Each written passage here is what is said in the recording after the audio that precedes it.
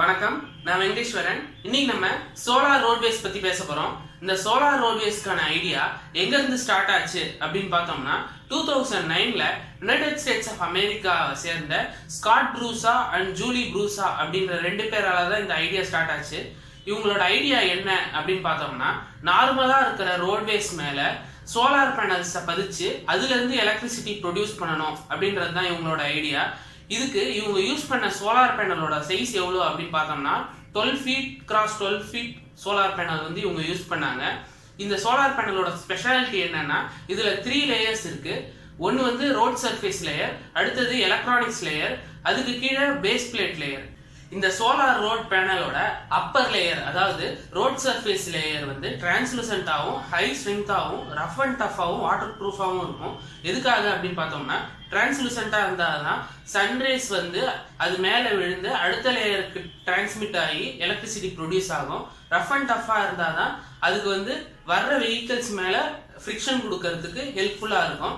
அதனால தான் அந்த மாதிரி டிசைன் பண்ணியிருக்காங்க. அதுக்கு அடுத்தது எலக்ட்ரானிக்ஸ் லேயர் பற்றி பார்த்தோம்னா, அதில் வந்து மைக்ரோ ப்ராசஸர் இருக்கும். இந்த மைக்ரோ ப்ராசஸர் வந்து எலக்ட்ரிசிட்டி ப்ரொடியூஸ் பண்ணுறதுக்கு ஹெல்ப்ஃபுல்லாக இருக்கும். ஹீட்டிங் எலிமெண்ட்டும் இருக்கும். இந்த ஹீட்டிங் எலிமெண்ட் எதுக்கு அப்படின்னு பார்த்தோம்னா, ரோட்ல வந்து ஐஸ் பிளாக்கேஜ் ஆகாம அந்த ஐஸை வந்து ஹீட் பண்ணி வேப்பராவோ இல்ல வாட்டராவோ மாத்திரும். அதுக்கப்புறம் பேஸ் பிளேட் லேயர், அந்த பேஸ் பிளேட் லேயர் எதுக்கு அப்படின்னு பார்த்தோம்னா, ப்ரொடியூஸ் ஆகிற எலக்ட்ரிசிட்டியை பக்கத்துல இருக்கிற வீடுகளுக்கோ இல்ல ஸ்ட்ரீட் லைட்ஸ்க்கோ இல்ல வந்து சிக்னல்ஸ்க்கோ வந்து கொடுக்கறதுக்காக தான் இந்த பேஸ் பிளேட் லேயர் இருக்கு. இந்த சோலார் ரோட்வேஸை எங்கெங்கெல்லாம் கன்ஸ்ட்ரக்ட் பண்ணியிருக்காங்க அப்படின்னு பார்த்தோம்னா, 2013ல ஜார்ஜ் வாஷிங்டன் யூனிவர்சிட்டியை சேர்ந்த சோலார் ஸ்டூடெண்ட்ஸ் அவங்களோட வாக்கிங் பேவ்மெண்ட்ல, அதாவது நடைபாதையில சோலார் பேனல்ஸை பதிச்சு அதுல இருந்து எலக்ட்ரிசிட்டி ப்ரொடியூஸ் பண்ணியிருக்காங்க.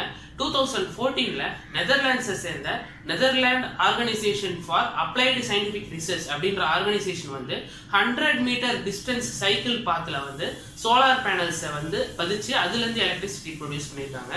சவுத் கொரியால பைக் பாத்துல வந்து சோலார் பேனல்ஸை பதிச்சு எலக்ட்ரிசிட்டி ப்ரொடியூஸ் பண்ணியிருக்காங்க. பிரான்ஸ் நாட்டில் 2016ல வாட்வே அப்படின்ற பேர்ல 1 கிலோமீட்டர் டிஸ்டன்ஸ்க்கு சோலார் ரோட்வே வந்து கன்ஸ்ட்ரக்ட் பண்ணாங்க. இதுதான் வேர்ல்ட்ஸ் ஃபர்ஸ்ட் சோலார் ரோட்வே.